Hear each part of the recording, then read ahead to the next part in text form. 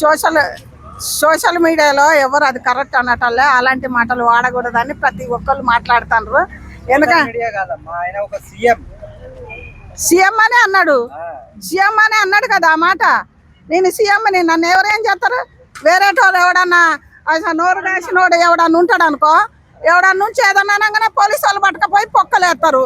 మరి ఆయననే ఎవరు పట్టుకుపోతారు? ఇప్పుడు ఆ అబ్బాయిలు కాలేజీ పిల్లగాళ్ళు ఉద్యోగం వాళ్ళని ఏదో అన్నాడట, వాళ్ళందరూ ఇప్పుడు సీఎం మీద కేసు పెట్టిరు. ఆ పిచ్చి మంద సీఎం మీద కేసు పెడితే పోలీసు వాళ్ళు ఉరికిపోయి పట్టుకొని వస్తారా? రారు కదా మరి. ఎందుకంటే వాళ్ళు మా మీద ఇట్లా అని కేసు పెడదాని పోయారు. కానీ రైతుల గురించి మాట్లాడటం రేవంత్ రెడ్డి గారు అది కరెక్ట్ కాదు, మీకు మంచిది కాదు. ఎందుకంటే ఒక రైతులు పండితేనే మన నోట్లకు పోతుంది. ఒక రైతు పసుపు కాంచి రైతులు పట్టించిన అమ్మవారి దగ్గర కుంకుమ కూడా రైతులే పండించారు. మరి రేవంత్ రెడ్డి గారు మీకు ఆ మాత్రం తెలియదా? ముఖ్యమంత్రి హోదాలుండి ఒక రైతులంటే ఎట్లుంటుంది? ఏరేటోళ్ళన్నా నాను రైతులంటే ఇక మంచిగా ఉంటుంది. మళ్ళీ నీకు ఓట్లేరు, మళ్ళీ నేనే వస్తా ఈ మాటలు రేవంత్ రెడ్డి పాతాలోకం దొక్కుతాం, మళ్ళీ మేము వస్తాం, వాళ్ళ తొక్కి నరాలు తీస్తాం, పేగులు మెడకు వేసుకుంటాం తొండలు. రేవంత్ రెడ్డి గారు ఒక్క ముఖ్యమంత్రి నువ్వు అదొక్కటి ఆది మర్చిపోకుండా మీరు మాట్లాడితే బాగాని మేము అనుకుంటున్నాం. ఎందుకంటే మేము ఏ పార్టీకి ఆ పార్టీ వాళ్ళని ఈ పార్టీ వాళ్ళు వెనకేసుకురాను. ఏ పార్టీ వాళ్ళు ఎవరు ఏదన్నా మేము ఎమ్మటి అడిగేస్తాం. ఎందుకంటే అది నువ్వు మైండ్లో పెట్టుకో. నేను కావాలని బంగారం ఇస్తావని అందరూ నిన్నే తెచ్చుకున్నాం కదా తెలంగాణ వాళ్ళు. మరి బంగారు తెలంగాణ ఎప్పుడు చేస్తాం? ఇంకా 2-3 ఏళ్ళు అయింది, ఇంకా 2 ఉన్నది. ఇంకా బంగారు తెలంగాణ అంటే ఏ మూలకు చూసినా బంగారమే పెడతాడు. బంగారం నిధులు అవి పెడతారు రైతులు పేద బిడ్డలకు.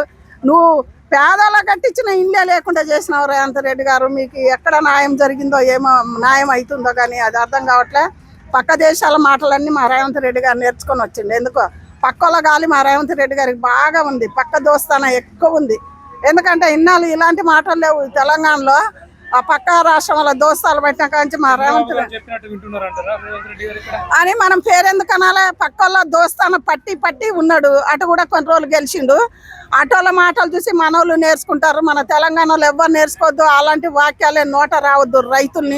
రైతుల్ని కంటి రెప్పలాగా చూసుకుంటేనే నీకు రైతు బిడ్డ. ఆ రైతు బిడ్డ రైతు బిడ్డ పండితేనే మనం తింటున్నాం.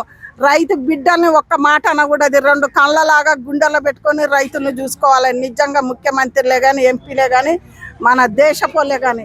ఎందుకంటే హైదరాబాద్ ఎక్కడో ఏసీలో కూర్చుంటే బియ్యం రావట్లేదు, వడ్లు రావట్లేదు. ప్రతిది కూడా గోధుమల కంచి రైతులు పండించిందే కదా. మరి రైతుల అంటే మరి ఎట్లా అంటే రక్తంతో పండించింది. మరి మన వాళ్ళే కాదుగా, మీరు కూడా తినాల్సి వస్తుంది. కాబట్టి అలా అనకూడదు. ఎవరినో ఏదో అనగానే వాడిని జైలుకి తీసుకుపోయినరు. ఎంతమందిని తీసుకుపోతారు రేవంత్ రెడ్డి గారు? ఇప్పుడు అటు పార్టీ టీఆర్ఎస్ పార్టీలో ఆడవాళ్ళు కూడా అడుగుతారు. అంటే వాళ్ళు అడిగిందంటే ఒక న్యాయం ఉంది. టీఆర్ఎస్ వాళ్ళు ఆడవాళ్ళు అడిగిన దాంట్లో కూడా ఒక న్యాయం ఉంది కదా. ఇలాంటి మాటలు మాట్లాడొద్దని వాళ్ళు అడుగుతారు. న్యాయం ఉంది వాళ్ళు మాట్లాడిందంటే. ఎందుకంటే మీరు ఏదైనా కరెక్ట్గా ఉంటే అటోడు నిన్ను చిన్న మాట అన్నా మేము ఊకము.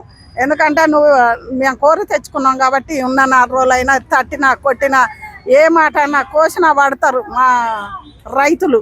ఎందుకంటే భరించుతారు. ఎందుకంటే ఇప్పుడు అంత పెద్ద మాట అనమంటే అది ఎంత అశుభం మాట. అలాంటి మాటలు వాడకు రేవంత్ రెడ్డి గారు మిమ్మల్ని. ఎందుకంటే గెలిపించుకున్నందుకు వాళ్ళకి మంచి శిక్ష చేసినామని ప్రజలు అనుకుంటున్నారు.